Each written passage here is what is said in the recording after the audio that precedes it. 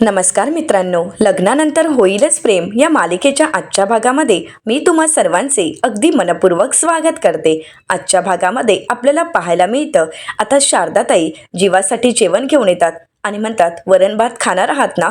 जीवा मागे येऊन पाहतो तर शारदाताई त्याच्यासाठी जेवण घेऊन आलेले असतात. गुड्डू खुश होतो आणि म्हणतो, आईसाहेब तुम्ही जीवादादांसाठी जेवण घेऊन आलात, बरं झालं त्यांच्यासाठी जेवण आणलात. जीवादादांना खूप भूक लागली होती, आता तुम्ही त्यांना जेवण द्या, तोपर्यंत मोठे साहेब इथे येणार नाहीत यावर मी लक्ष ठेवतो. असं म्हणत गुड्डू तिथून निघून जातो. तर जीवा आनंदानेच शारदाताईंना म्हणतो, आई माझ्यासाठी वरण भात आणला आहे तुम्ही? तर शारदाताई म्हणतात, हो तुमच्यासाठी वरण भात आणला आहे. जीवा खुश होतो आणि म्हणतो, आई मला वरण भात प्रचंड आवडतो. असं म्हणत जीवा घाईघाईने आता जेवायला घेतो, त्यावेळी त्याचा हात भाजतो. जीवा म्हणतो, आई ग. तर आता शारदाताई म्हणतात, एकदम हात घातलात ना? नंदिनी मला म्हणालीच होती की त्यांना अगोदरच सांग भात गरम आहे, तुम्ही असं एकदम हात घालू नका. तर आता जीवा विचारतो, खरंच ती असं म्हणाली होती का? शारदाताई म्हणतात, हो खरंच ती असं म्हणाली होती, तुमची काळजी आहे हो तिला. आत्तासुद्धा ती बाल्कनीतून पाहत असेल तुमच्याकडे, तुमच्या काळजीने तिचाही जीव कासावीस होत असेल. आणि त्याचवेळी जीवा पाहतो तर खरंच नंदिनी बाल्कनीत उभी असते आणि जीवाकडे पाहत असते. जीवा नंदिनीकडे पाहतो आणि हे ज्यावेळी नंदिनीच्या लक्षात येतं त्यावेळी नंदिनी लगेच पडदे लावते आणि तिथून निघून जाते. जीवा हसतो आणि शारदाताईंना म्हणतो, पाहिलंत का तुमची मुलगी लपंडाव खेळत आहे. तर आता शारदाताई म्हणतात, लपंडावाचे खेळ चालूच राहतील, परंतु तुम्ही अगोदर जेवून घ्या. आता जीवाला त्याचे शब्द आठवतात. जीवा नंदिनीला म्हणालेला असतो, प्लीज माझ्याशी बोला ना, प्लीज माझ्यासाठी वरण भात घेऊन याल का? आणि हे सगळं काही आठवताच जीवा जेवण तिथेच ठेवतो आणि म्हणतो, नाही नको, मला नकोय जेवण. असं म्हणत जीवा बाजूला जातो. शारदाताई म्हणतात, का का नकोय जेवण? तुम्हाला भूक लागली होती ना? आणि असं कसं? तुम्हाला आता जेवावंच लागेल. एक काम करते, मीच तुम्हाला भरवते. तर जीवा म्हणतो, तुम्ही? तर शारदाताई म्हणतात, हो मी तुम्हाला म्हणाले आहे ना की तुम्ही मला माझ्या मुलासारखे आहात. आणि आता इथे तुमची आईसुद्धा नाही आहे. आई असती तर तिने भरवलं असतं ना. मग आता मी तुम्हाला भरवते, या बसा. असं म्हणत शारदाताई जीवाला बसवतात आणि त्याला जेवण खाऊ घालत असतात. आता ज्यावेळी त्या जीवाला पहिला घास भरवतात त्यावेळी जीवाला आता मानिनीताईंची आठवण येते. आपली आईसुद्धा आपल्याला असाच जीव लावते, तीसुद्धा अशीच मायेचा घास भरवते. हे सगळं काही जीवाला आठवतं आणि जीवाचे डोळे पाणावतात. तर दुसरीकडे नंदिनीच्याही डोळ्यात अश्रू असतात. नंदिनीला खूप वाईट वाटत असतं की जीवा असा आपल्यासाठी घराबाहेर आहे आणि आज जीवावर अशी वेळ आली आहे, तो घराबाहेर जेवत आहे. हे नंदिनीला अजिबातच आवडलेलं नसतं. जीवाला होणारा त्रास पाहून नंदिनीचेही डोळे पाणावतात. नंदिनी जीवाकडे पाहत असते, शारदाताई जीवाला भरवत असतात. हे सगळं काही नंदिनी बाल्कनीतूनच पाहत असते. तर दुसरीकडे देशमुखांच्या घरी आपल्याला पाहायला मिळतं, आता पार्थ झोपण्यासाठी त्याच्या रूममध्ये येतो. पार्थ झोपायला घेतो आणि त्यावेळी तो कुशीत उशीही घेतो, परंतु त्यावेळी त्याला ती नकोशी वाटते आणि म्हणूनच ती बाजूला ठेवतो. आणि ज्या ठिकाणी ठेवलेली असते ती म्हणजे काव्याची जागा असते. आणि त्याचवेळी तिथे काव्य येते आणि म्हणते, परफेक्ट रोल. असं म्हणत काव्य हसू लागते. पार्थ मागे येऊन पाहतो तर त्या ठिकाणी काव्य आलेली असते. पार्थला आठवतं की काव्य आपल्या रूममध्ये असताना आपण दोघे असेच झोपायचो, दोघंही विरुद्ध दिशेला. आणि ज्यावेळी पार्थ पुन्हा एकदा दरवाजाकडे पाहतो त्यावेळी मात्र तिथे काव्य नसते. पार्थ म्हणतो, हे काय, काव्या इथे होत्या ना? काव्या खरंच आल्या होत्या की मला काव्यांचा भास झाला? असं म्हणत पार्थ काव्याचा विचार करू लागतो. तर दुसरीकडे काव्या आपल्या बोक्याला आपल्यासोबत झोपण्यासाठी घेऊन जाते. आता ज्याप्रमाणे काव्य आणि पार्थ रूममध्ये झोपायचे त्याचप्रमाणे काव्य आता बोक्याला बेडच्या एका दिशेने झोपवते आणि दुसऱ्या दिशेला टोक करून काव्य आपली उशी ठेवते. बोक्याला पांघरून घालते, त्याचा चष्मा काढून ठेवते आणि म्हणते, तुला गरम होत असेल ना, थांब एसीचं टेम्परेचर वाढवते. तर दुसरीकडे पार्थही एसीचं टेम्परेचर वाढवत असतो. दोघंही ज्याप्रमाणे एकमेकांच्या मनातलं ओळखावं तसंच वावरत असतात. आता काव्या पार्थला म्हणते, म्हणजेच तिच्या बोक्याला म्हणते, आपण आता एकत्रच असणार आहोत बोक्या. असं म्हणत काव्यही झोपी जाते. तर दुसरीकडे पार्थही झोपी जातो. पार्थने आता टेबलवर काव्याचं स्केच ठेवलेलं असतं. जोराचा वारा सुटतो आणि नकळतच ते काव्याचं स्केच काव्याची जी उशी असते, पार्थने जी उशी ठेवलेली असते त्या उशीवर येऊन पडतं. आणि इकडे काव्यासोबत तिचा बोका, तर दुसरीकडे पार्थसोबत काव्याचं स्केच असं असतं. आणि दोघांच्याही आठवणींमध्ये हरवून गेलेले असतात. दोघांनाही एकमेकांची उणीव भासत असते, परंतु कुणीच याची कोणाला जाणीवही करून देत नसतं. तर दुसरीकडे आपल्या प्रेमाची जाणीव करून देण्यासाठी जीवा मात्र आता नंदिनीच्या घराबाहेरच असतो. आता रात्रीची वेळ असते, झोपण्याची वेळ झालेली असते, परंतु जीवाला कुठे झोपावं काहीच कळत नाही. रिक्षा हेच आपलं अस्तित्व, रिक्षा हेच आपलं घर समजणारा जीवा आता रिक्षामध्ये झोपण्याचा प्रयत्न करत असतो, परंतु जीवाला काही केल्या रिक्षामध्ये झोपणं शक्य होत नसतं. जीवाला त्रास होत असतो. जीवा म्हणतो, काय हे चकाचक बाई, खरंच खूप त्रास होतोय, पण ठीक आहे, काहीच हरकत नाही, तुझ्यासाठी काय पण, कारण माझ्या प्रेमासाठी मी काही करू शकतो. चकाचक बाई, गुड नाईट. असं म्हणत आता जीवा कसं तरी झोपण्याचा प्रयत्न करतो. आता जीवा रिक्षाच्या बाहेर पाय ठेवतो आणि झोपी जातो आणि म्हणतो, आत्ता कुठे जरा तरी कम्फर्टेबल वाटते. असं म्हणत जीवा आता रिक्षातील लाईट बंद करतो आणि झोपी जातो. तर दुसरीकडे नंदिनी आपल्या बेडरूममध्ये येते आणि ज्यावेळी नंदिनी आपलं आवरून झोपायच्या अगोदर तिचा लक्ष बेडकडे जातो आणि त्यावेळी तिला तिचे क्षण आठवतात. जीवासोबत घालवलेले प्रत्येक क्षण तिच्या डोळ्यासमोर असतात. जीवा आणि तिने आपल्या दोघांच्या नात्यामध्ये आखलेली ती लक्ष्मण रेषा, हे सगळं काही नंदिनीला आठवतं. आणि आता जीवाने आपल्यासाठी केलेला त्याग, आणि म्हणूनच नंदिनी आता बाल्कनीत येते आणि जीवाकडे पाहते. जीवाची ती परिस्थिती पाहून नंदिनीला खूप वाईट वाटतं. नंदिनी म्हणते, काय हे, यांना रिक्षात नीट झोप लागणार आहे तरी का? यांचा हट्ट यांनाच भारी पडणार आहे. यांना वाटतंय की हे सगळं काही सोपं आहे, परंतु यांना ते जमणार नाहीये. कसं कळत नाहीये यांना? या सगळ्यामुळे त्यांना त्रास होऊ शकतो. पण जाऊ देत, मी का स्वतःला त्रास करून घेऊ? मला त्रास होतोय हे जर कळालं ना तर अजून नखरे करून दाखवतील, त्यापेक्षा नकोच. असं म्हणत नंदिनी रूममध्ये निघून जाते. परंतु जीवाच्या काळजीने नंदिनीचा जीव मात्र कासावीस होत असतो. जीवाला होणारा त्रास नंदिनीला सहन होत नसतो. आपण बेडवर झोपणार आणि जीवा आपला नवरा बाहेर रिक्षात झोपणार, आणि तेही अंथरून पांघरून नसताना. आणि हे सगळं काही नंदिनीला खूप विचित्र वाटत असतं.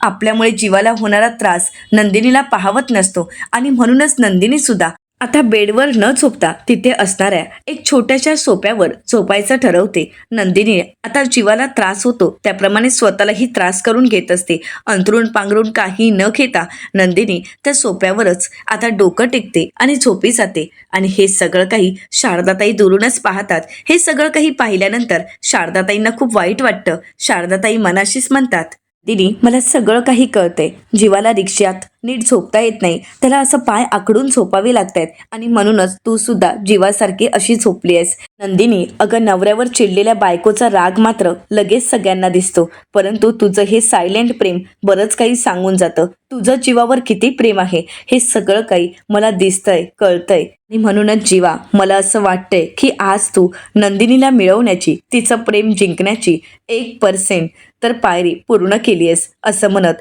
आता शारदाताई तिथून निघून जातात.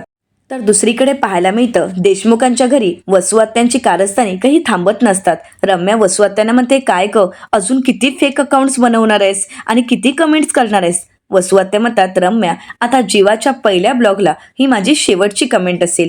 तर रम्या म्हणते, खरंच? वसुआत्या म्हणतात, हो हो खरंच. तर रम्या म्हणते, पण नक्की काय कमेंट केलेस त्या तरी वाचून दाखव. वसुआत्या म्हणतात, ऐक. असं म्हणत वसुआत्या केलेल्या कमेंट्स आता रम्याला वाचून दाखवतात. वसुआत्याने पहिली केलेली कमेंट असते, जीवा, तू कितीही ब्लॉग्स कर, परंतु 16 डिसेंबरला जी घाण झाली आहे ती कधीही पुसली जाणार नाही. तर रम्या म्हणते, करेक्ट. असं म्हणत वसुआत्या आणि रम्या हसू लागतात. तर वसुआत्या म्हणतात, आणि ऐक, हॅशटॅग. तर आता का रम्या म्हणते, आता हॅशटॅग काय? तर वसुआत्या म्हणतात, हॅशटॅग नंदिनी परत जा. असं म्हणत आता रम्या आणि वसुआत्या हसू लागतात. त्या दोघांनीही जीवाला आणि नंदिनीला त्रास व्हावा यासाठी खूप घाणेरड्या अशा कमेंट केलेल्या असतात. तर दुसरीकडे पाहायला मिळतं, पार्थ तर झोपलेला असतो, परंतु काही केल्या पार्थला काव्याच्या आठवणी काही स्वस्त झोपू देत नसतात. पार्थला काव्याच्या आठवणी आठवत असतात. 16 डिसेंबरचे ते काव्याचे शब्द, पार्थचं केलेलं कौतुक आता पार्थला सतत आठवत असतं. ते शब्द त्याच्या कानावर गुणगुणत असतात. काव्या म्हणालेली असते, छान मैत्री जमली आहे पार्थ देशमुखांसोबत. माझा अभ्यास, माझ्या आवडीनिवडी सगळं काही त्यांनी जपण्याचा प्रयत्न केला, जपत आहेत. या सगळ्यात मात्र त्यांनी स्वतःच्या आवडीनिवडीसुद्धा बाजूला ठेवल्यात. स्वतःचं अस्तित्वसुद्धा कधीतरी विसरून जात. प्रत्येक वेळी फक्त माझा अभ्यास, मी यशस्वी व्हावे यासाठी प्रयत्न करतायत ते. असं म्हणत तिने भरभरून पार्थचं कौतुक केलेलं असतं. काव्या पुढे पार्थला म्हणते, आत्तापर्यंत तुम्ही तुमची मैत्री अगदी छान निभावत आलात. आता वेळ माझी आहे. मला आपली मैत्री निभवायची आहे.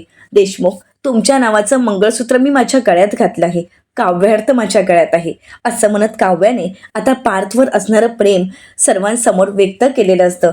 आपण पार्थ देशमुख यांची बायको आहोत आणि त्या गोष्टीचा आपल्याला अभिमान आहे हे काव्याने सर्वांसमोर जाहीर केलेलं असतं. तर त्याचवेळी आता पार्थच्या डोळ्यासमोर असतं ते म्हणजे काव्याला ठसका लागतो त्यावेळी जीवाने पटकन आणून तिच्या डोक्यावर टाकलेलं पाणी. तर त्यानंतर जीवाचं ते बोलणं आता पार्थला आठवत असतं. जीवा सर्वांसमोर म्हणालेला असतो, काय बायको दिली आहे देवाने, जिने हात दिला तिने साथ दिली, हा वेळेप्रसंगी कानही ओढला हा जोरात, प्रत्येक वेळी नेहमीच माझ्या पाठीशी खंबीरपणे उभी असणारी माझी बायको नंदिनी, तिच्यामुळेच तर कविता करू लागलो आणि बाबा हिच्यामुळेच मी पुन्हा एकदा कामही करू लागलो.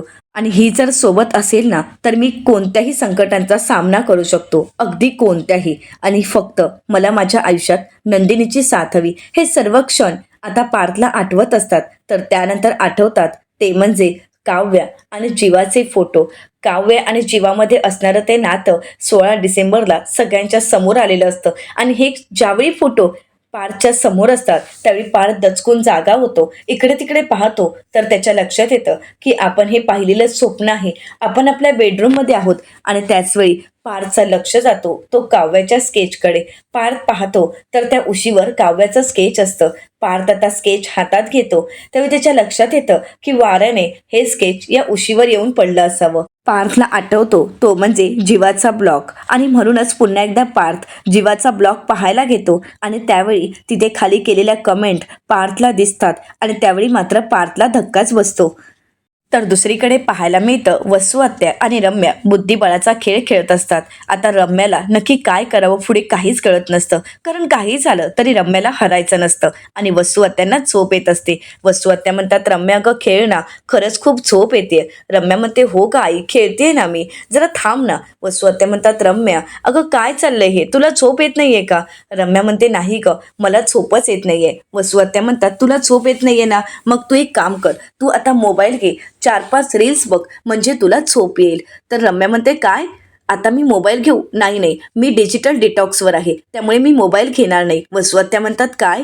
तर रम्या म्हणते की हो, आता मी ठरवलं आहे की दिवसातून किमान 8 तास तरी मोबाईलपासून दूर राहायचं आणि म्हणून आता काही झालं तरी मी मोबाईल हातात घेणार नाही. वसू आत्या म्हणतात, काय अगं रम्या तू काय बोलतेस? काही वेळापूर्वी आपण ती जीवाची रील्स बघत होतो आणि त्याखाली केलेल्या कमेंट, अगं आपणच तर फेक अकाउंट ओपन केलेत आणि एवढ्या सगळ्या कमेंट केल्यास, हे विसरलीस का तू? रम्या म्हणते, आई अगं हळू बोल, कोणीतरी ऐकेल. वसू आत्या म्हणतात, कोण ऐकणार आहे? इथे कोणी आहे का? अगं कोणीही ऐकणार नाही. आणि हेच खरं आहे की आपण एवढी सारी फेक अकाउंट ओपन केली आहेत आणि ह्या सगळ्या कमेंट आपणच केल्या आहेत. ज्या काही निगेटिव्ह कमेंट आहेत त्या आपण केल्या आहेत. दुसरीकडे पार्थ पाहतो तर त्या वाईट कमेंट पाहून पार्थला खूप वाईट वाटतं. पार्थ म्हणतो, काय करावं काहीच कळत नाहीये. हे सगळं काही 16 डिसेंबरच्या व्हिडिओ नंतरच झालं आहे. खरं तर सोशल मीडियावर लोक अंधारात पाहूनच तीर मारतात आणि म्हणूनच त्यांनी अशा घाणेरडे कमेंट केल्या आहेत. परंतु याची सुरुवात 16 डिसेंबरपासून झाली, त्या फोटोंपासून झाली. पण नक्की अजूनही हाच प्रश्न आहे की हे फोटो नक्की कोणी मॅनेज केले आहेत? हे सगळं काही मॅनेजमेंट पिहूने केलं होतं, परंतु पिहूकडे हे फोटो येणं शक्यच नाही आहेत. मग हे फोटो त्या पेनड्राईव्हमध्ये आलेच कुठून? म्हणजे हे फोटो नक्कीच कोणीतरी मॅनेज केले असावेत. पण हे सगळे फोटो कोणी मॅनेज केले असावेत? हा सगळ्यामागे नक्की कोणाचा हात असावा? या सगळ्याचा शोध आता मलाच घ्यावं लागेल. या सगळ्याच्या मुळापर्यंत जावंच लागेल आणि हे सगळं काही कोणाचं कारस्थान होतं या सगळ्याचा मला शोध घ्यावाच लागेल. असं म्हणत पार्थने आता हे सगळं काही कोणी मॅनेज केलं असावं, हे फोटो नक्की कोणी आणलेत या सगळ्याचा शोध घ्यायचा ठरवतो. तर पार्थ मनाशीच म्हणतो की आता हे सगळं काही कोणी केलं असावं, या सगळ्यामागे कोणाचा हात आहे हे शोधल्याशिवाय मी शांत राहणार नाही. आता पार्थ खूप चिडलेला असतो. या सगळ्याचा शोध घ्यायचा पार्थने पक्क ठरवलेलं असतं. तर दुसरीकडे रम्या वसू आत्यांना म्हणते, आई ती काव्या या घरात राहायला आल्यापासून मी खरंच खूप डिस्टर्ब झाली आहे. मला वाटलंही नव्हतं की ती काव्या पुन्हा या घरात राहायला येईल. म्हणजे हे कसं झालंय ना, मी तुझा उंट मारला आणि म्हणूनच तू तुझा वजीर माझ्या राजासमोर आणून ठेवलायस. वसू आत्या हसू लागतात. रम्या म्हणते, आई हसू नकोस, अगं काहीतरी कर ना, या सगळ्यावर काहीतरी उपाय शोधावाच लागेल. आई काहीतरी असं कर की काव्या नावाचा वजीर आहे ना, तो माझ्या राजापासून हटव, माझ्या राजापासून दूर कर. वसू आत्या हसतात आणि म्हणतात, रम्या अगं नक्की काय चाललंय तुझं? किती विचार करशील त्या काव्याचा, आणि काव्याचा विचार करून तू एवढी पॅनिक का होतेस? रम्या, एक गोष्ट तुला कळत नाहीये का? रम्या विचारते, कुठली? तर वसुआत्या म्हणतात, रम्या, अगं या घरात मानिनी, विक्रम, ती आगाऊ आशा आणि पिहू कितीतरी प्रयत्न करतात पार्थला समजावण्याचा, परंतु पार्थ मात्र कोणाचं काही ऐकून घेतोय का? पार्थ आपल्या निश्चयावरून अजिबात ढळत नाहीये. त्याचा निश्चय पक्का झालेला आहे.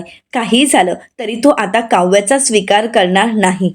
आणि जोपर्यंत पारचा तोल जात नाही तोपर्यंत तुला काळजी करायची काही गरजच नाहीये. रम्या, आता काळजीचा विषयच येत नाही. रम्या म्हणते, करेक्ट आहे आई, म्हणजे काही झालं तरी पार्थ आता काव्याचा विचार करणार नाही, हे मात्र पक्क.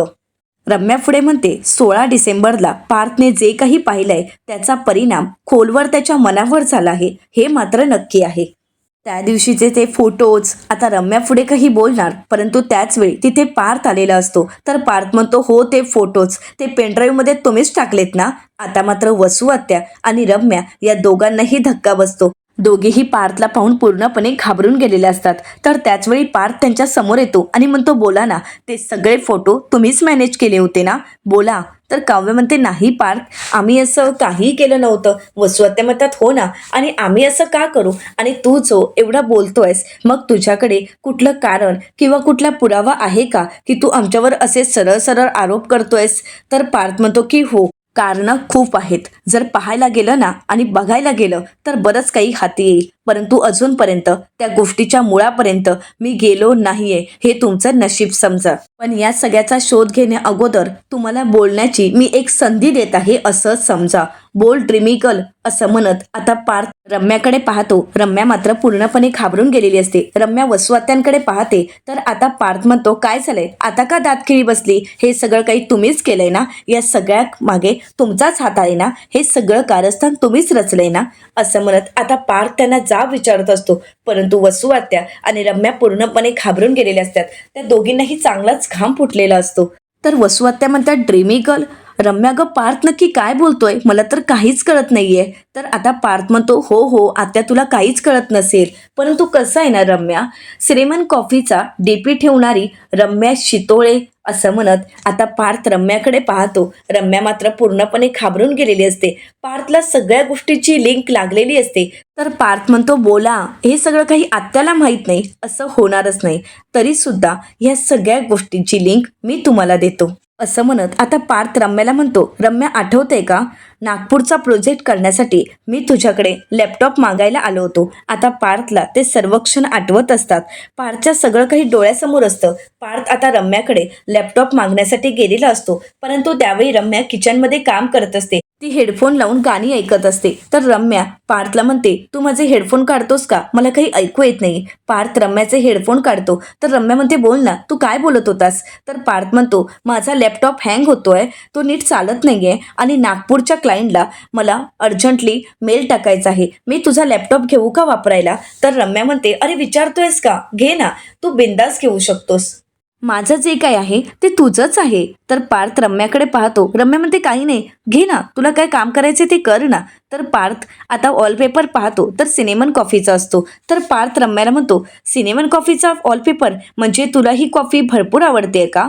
तर आता रम्या म्हणते, मिस्टर पार्थ देशमुख, मला नाही तर तुम्हाला आवडते, आणि तुम्हाला जे आवडतं ते मला आवडतं, आणि तूही मला आवडतोयस. आता मात्र पार्थ रम्याकडे पाहतो आणि रम्याच्या या बोलण्याचा पार्थला धक्काच बसतो. आता रम्या स्वतःला वाचवण्यासाठी पार्थला म्हणते, ॲज अ फ्रेंड, बाकी काहीच नाही, म्हणूनच हा वॉलपेपर ठेवला आहे. तर पार्थ म्हणतो, कधी काही बोलशील याचा नेम नाही. पार्थचा रम्यावर अजिबातच विश्वास नसतो. पार्थ रम्याला म्हणतो, पासवर्ड. रम्या म्हणते, माझ्या हाताला पीठ आहे, तूच टाक ना. अरे आपल्यात काही लपून राहिलंय का? चल मी तुला सांगते, तो टाक.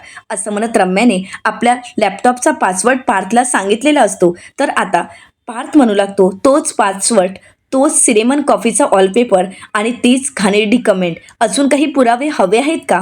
आता मात्र वसुआत्या आणि रम्या पूर्णपणे घाबरून गेलेले असतात. पार्थ म्हणतो, तुम्ही कितीही खोटं लपवण्याचा प्रयत्न करा, परंतु ते सत्य मी शोधून काढणार.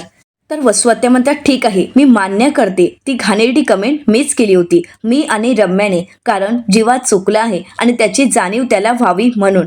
तर आता पार्थ म्हणू लागतो, जीवा माझा भाऊ आहे, हे विसरू नका आत्या. तर आता रम्या म्हणते परंतु तो नालायक आहे, त्याने जे केले ते चुकीचं केलं आहे आणि त्यासाठी तो तुझा गुन्हेगार आहे. आता मात्र पार्थ चिडतो आणि रम्याला म्हणतो रम्या शांत व्हायचं, एक शब्दही बोलू नकोस. कोण नालायक आहे आणि कोण योग्य आहे, कोण अयोग्य आहे, कोण गुन्हेगार आहे हे सगळं काही मला माहीत आहे. त्यामुळे तू मला शिकवण्याची काहीच गरज नाहीये आणि हा आमचा पर्सनल मॅटर आहे. या सगळ्यामध्ये तुम्ही पडायची काहीच गरज नाही. आणि ज्यांनी झाडाच्या मुळावर घाव घातले आहेत ना, त्यांनी तुटलेल्या फांदीसाठी रडायला येऊ नये रम्या, कळतंय का तुला? आणि आत्या तू जे काही केलंयस ना त्याला या जन्मात तरी माफी नाही. 16 डिसेंबरला आम्ही सर्व आनंदात होतो. हा आनंदाचा दिवस होता आणि याला गालबोट लावण्याचं काम तुमच्यासारखीच माणसं करू शकतात आणि तुम्ही ते केलंय आणि मी तुम्हाला माफ नाही करणार. आणि मला हे सगळं काही माहीत आहे. हे सगळं तुम्ही केलं आहात. ज्या अर्थी त्या क्षणी तुम्ही काहीच बोलला नाहीत ना आमच्या बाजूने ना त्यांच्या विरोधात, त्याचवेळी मला समजून जायला हवं होतं की या सगळ्यामागे तुमचा हात आहे. परंतु आता मी शांत बसणार नाही, या सगळ्याचा शोध घेणार. आता हे ऐकल्यानंतर रम्या आणि वसू आत्या मात्र पूर्णपणे घाबरून गेलेले असतात. तर येणाऱ्या पुढील भागामध्ये आपल्याला पाहायला मिळतं काव्या खूप छान तयार होते आणि म्हणू लागते पार्थ देशमुख तयार राहा, कारण काव्या देशमुख येते तुमची विकेट काढायला. तर दुसरीकडे पाहायला मिळतं आता नंदिनी पार्थला फोन करते आणि म्हणते तुम्ही आता पुढे जाऊ शकता. तर पार्थ म्हणतो नाही नंदिनी, या बाबतीत आपले विचार नाही जुळू शकत. तर दुसरीकडे पाहायला मिळतं आता जीवा नंदिनीला म्हणतो किती चिडणार आहेस आणि किती रागवणार आहेस? माझा जर इतकाच राग आलाय तर मग काल माझ्यासाठी वरण भात का पाठवलास? आता मात्र नंदिनी जीवाकडे पाहते. जीवा मात्र नंदिनीकडे पाहत म्हणतो बोल, उत्तर दे. परंतु नंदिनीकडे या प्रश्नाचं उत्तर नसतं. नंदिनी शांतच असते. तर आता जीवा आणि नंदिनी यांच्या नात्यातील गैरसमज दूर होतील का? तर पार्थ काव्याला एक्सेप्ट करायला तयार होईल का? हे पाहणं अतिशय रंजक ठरणार आहे. मित्रांनो, अशाच मालिकांचे नवनवीन अपडेट पाहण्यासाठी चॅनलला नक्कीच सबस्क्राईब करा आणि आजचा हा व्हिडिओ तुम्हाला कसा वाटला हे कमेंट करून नक्कीच कळवा. आजचा हा व्हिडिओ आवडला असेल तर व्हिडिओला लाईक करायलाही विसरू नका. व्हिडिओ पाहिल्याबद्दल तुम्हा सर्वांचे अगदी मनपूर्वक धन्यवाद.